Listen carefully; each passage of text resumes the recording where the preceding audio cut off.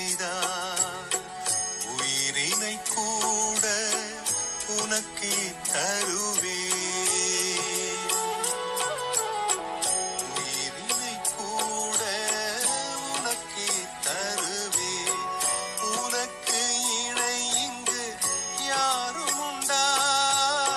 பிறவிகள் தோறும் செய்த பாவங்கள் நொடியினில் பஸ்மமாகிறதே. ஓம் சாந்தி. 29/9/2024. ஓம் சாந்தி. அவ்யக்த பாப்தாதா மதுவனம்.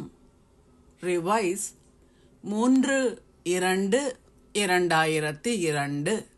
உங்களின் தகமைகளை உங்களின் இலட்சியத்திற்கு சமனானவை ஆக்கி சகல பொக்கிஷங்களாலும் நிறைந்தவர் ஆகுங்கள் என்று சகல பொக்கிஷங்களினதும் அதிபதியானவர் சகல பொக்கிஷங்களாலும் நிறைந்திருக்கும் தனது குழந்தைகளை பார்க்கின்றார். ஒவ்வொரு குழந்தையும் சகல பொக்கிஷங்களாலும் நிறைந்திருக்கின்றார். நிறைந்திருப்பதன் அடையாளம் அவர்கள் சதா பேர்களின் சொரூபங்களாகவும் மன நிறைவுள்ள ஆத்மாக்களாகவும் தென்படுவார்கள். அவர்கள் நிரம்பி வழிவதனால் சந்தோஷமாக தென்படுவார்கள். நீங்கள் ஒவ்வொருவரும் உங்களையே கேட்க வேண்டும், நான் எத்தனை பொக்கிஷங்களை சேகரித்துள்ளேன்? நீங்கள் இந்த அழியாத பொக்கிஷங்களை இப்போது பெற்றுள்ளீர்கள். அவை எதிர்காலத்திலும் பல பிறவிகளுக்கு உங்களுடன் இருக்கும். இந்த பொக்கிஷங்கள் முடிவடையப் போவதில்லை. முதலாவது பொக்கிஷம் இந்த ஞானம் என்ற பொக்கிஷமாகும். இந்த ஞானத்தின் பொக்கிஷத்தால் நீங்கள் எல்லோரும் இந்த வேளையிலும் முக்தியையும் ஜீவன் முக்தியையும் அனுபவம் செய்கின்றீர்கள்.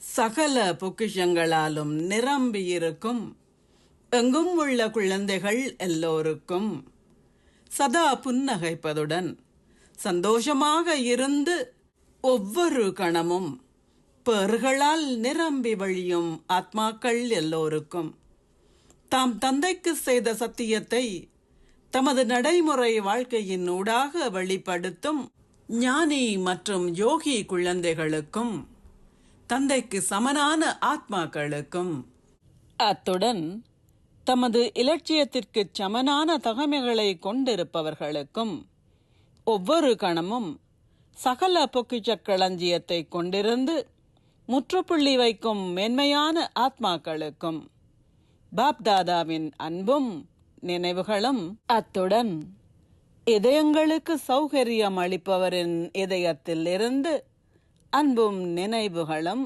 நமஸ்தேயும் ஆசீர்வாதம். எந்த ஒரு இக்கட்டான சூழ்நிலையையும் உங்களின் ஆசிரியராக கருதி அதனால் ஒரு பாடத்தை கற்று அனுபவசாலி ரூபம் ஆகுவீர்களாக. எந்த ஒரு சூழ்நிலையாலும் பயப்படுவதற்கு பதிலாக அதை குறுகிய நேரத்திற்கு உங்களின் ஆசிரியராக கருதுங்கள். இத்தகைய சூழ்நிலைகள் குறிப்பாக உங்களை 2 சக்திகளில் அனுபவசாலியாக்கும். ஒன்று சகித்துக் கொள்ளும் சக்தி, மற்றையது முகம் கொடுக்கும் சக்தி. இந்த 2 பாடங்களையும் கற்றுக்கொள்ளுங்கள். நீங்கள் அனுபவசாலி ஆகுவீர்கள்.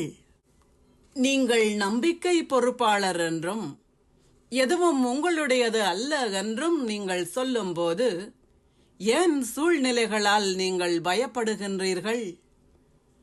ஒரு நம்பிக்கை பொறுப்பாளர் என்றால் நீங்கள் எல்லாவற்றையும் தந்தையிடம் ஒப்படைத்து விட்டீர்கள் என்று அர்த்தம்.